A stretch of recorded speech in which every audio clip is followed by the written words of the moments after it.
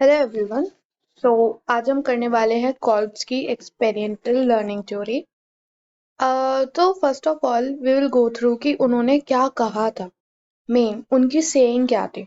तो उनके according learning क्या था? लर्निंग एक प्रोसेस था जहाँ पे नॉलेज को क्रिएट किया जाता है। कैसे?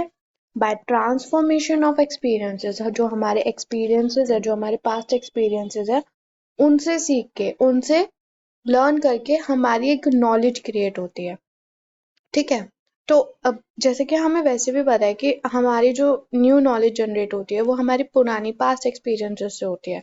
For example we learn best by doing. हम जो भी कुछ करते हैं, ठीक है, उसको रिफ्लेक्ट करके, देन उससे उस पे थिंक करके फिर उसे नई सिचुएशन में अप्लाई करते हैं। तो दिस इज व्हाट कॉल्ब्स का भी यही कहना है। अब उनके अकॉर्डिंग ये एक साइक्लिकल प्रोसेस है जिसके 4 स्टेजेस हैं। तो we are going to learn about this. तो सबसे फर्स्ट स्टेज जो आता है वो हमारा कंक्रीट एक्सपीरियंसेस का, जहाँ पे हम कोई भी काम पहली बार करते हैं। जब हम कोई भी काम पहली बार करते हैं तो वहां पे हमारा क्या होता है?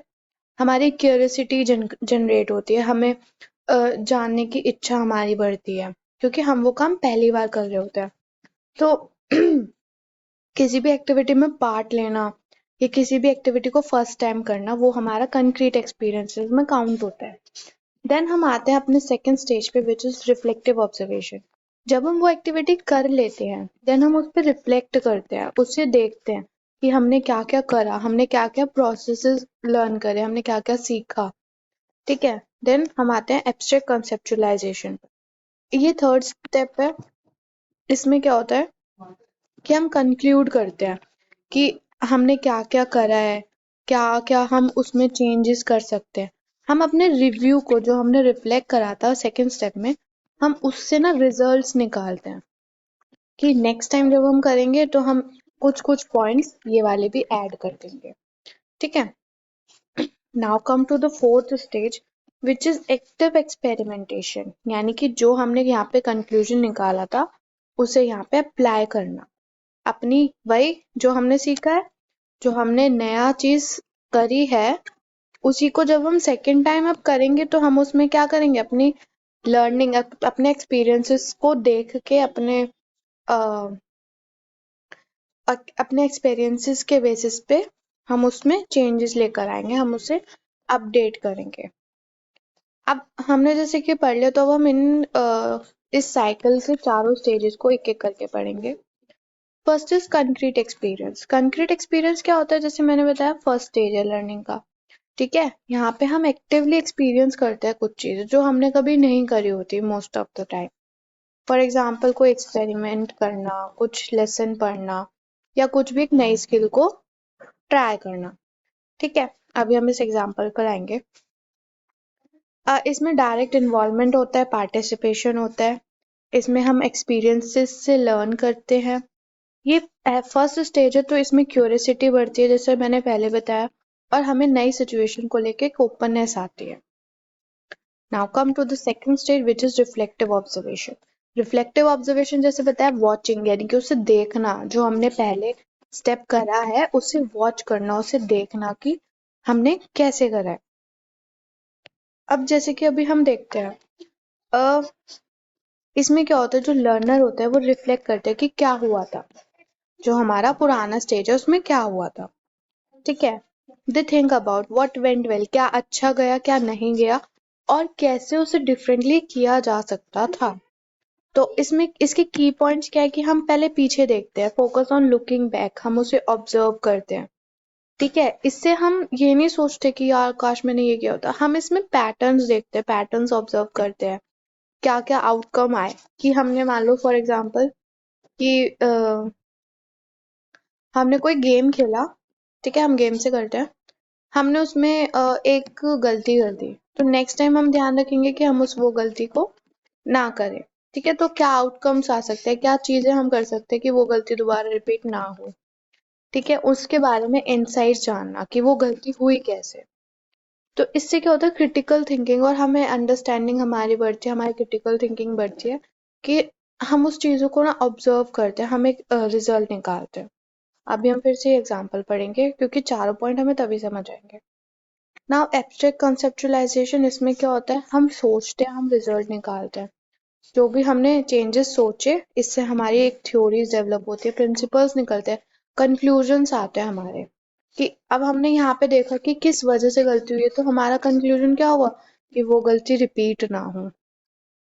इसमें की पॉइंट्स क्या होते हैं कि हम एनालाइज कर पाते हैं सिचुएशन को और कंसेप्चुअलाइज करते हैं कि हमने क्या सीखा था।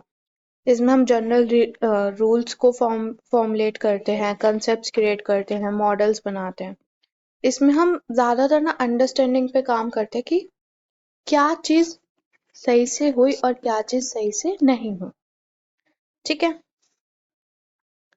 नाउ इसमें अब फोर्थ स्टेज आता है एक्टिव एक्सपेरिमेंटेशन, यानी कि जो भी हमारे रिजल्ट्स निकले उन्हें हमने नेक्स्ट सिचुएशन में अप्लाई करा, उन्हें टेस्ट करा कि क्या अब हमारे पास्ट एक्सपीरियंसेस नई सिचुएशन में कोई चेंजेस ला पाए हैं।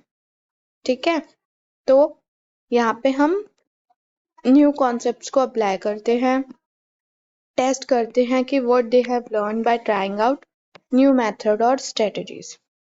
अब इसके की पॉइंट्स क्या है कि प्लानिंग और इम्प्लीमेंटिंग, हम नए आइडियाज को इम्प्लीमेंट कर पा रहे हैं, एनकरेज करता है वो प्लानिंग पे। ठीक है। एक्शन लिए जाते हैं, रिजल्ट्स देखा जाता है। अब रिजल्ट के बाद नया एक्सपीरियंस हो जाता है। फॉर एग्जाम्पल हमें एक स्टेप पता था कि हमें ये नहीं करना, तो हमें उसी स्टेप से कि वो कैसे हो रहा है, ठीक है, या उसके अलावा और कौन कौन से स्टेप है जिससे सेम गलती हो रही है, हम वो नहीं करेंगे। ठीक है।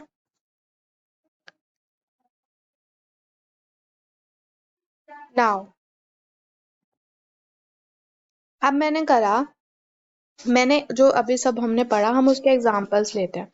हमने क्लास में एक साइंस की एक्टिविटी कंडक्ट कराई। साइंस एक्टिविटी फर्स्ट टाइम हुई थी, तो इससे क्या हुआ, बच्चों में क्या डेवलप हुआ, क्यूरियोसिटी डेवलप हुई। क्यूरियस थे वो कि क्या होने वाला है। ठीक है। नेक्स्ट स्टेप, रिफ्लेक्ट करा टीचर ने कि ये सब करने के बाद बच्चों ने क्या क्या सीखा, क्या बच्चे एंगेज्ड रहे उस एक्टिविटी में, क्या उन्हें क्यूरियोसिटी उनकी एक्सपेक्टेशन के अकॉर्डिंग थी कि वो कुछ नया सीखेंगे, क्या इसमें इंडिविजुअल डिफरेंसेस थे कि हम वो चीज नोटिस करेंगे कि सब बच्चे 10 में से 5 बच्चे ही पार्टिसिपेट कर पाए या फिर सारे 10 के 10 लोगों ने पार्टिसिपेट करा, और अगर उन 5 ने नहीं करा तो उसका क्या रीजन हो सकता है। देन आफ्टर दैट हम कंक्लूजन निकालेंगे कि नेक्स्ट टाइम अगर हम कोई साइंस एक्टिविटी या कुछ भी कंडक्ट कराएं तो हम उसमें प्लान्स देखें, हम उसमें चेंजेस लेकर आए कि हमें क्या क्या नए नए पॉइंट्स ऐड करने हैं। ठीक है। न्यू टीचिंग लर्निंग मटेरियल हम क्या यूज कर सकते हैं। देन आफ्टर दैट हम टेस्ट करेंगे। Then it is the time for the next activity, जिसमें कि हम इन सब कंक्लूजन्स को अप्लाई करेंगे। तो बेसिकली क्या था कि जो भी हमारा पुराना एक्सपीरियंस था वो हमने यूज करके उससे एक नया लर्निंग बनाए या नई नॉलेज बनाए। ओके।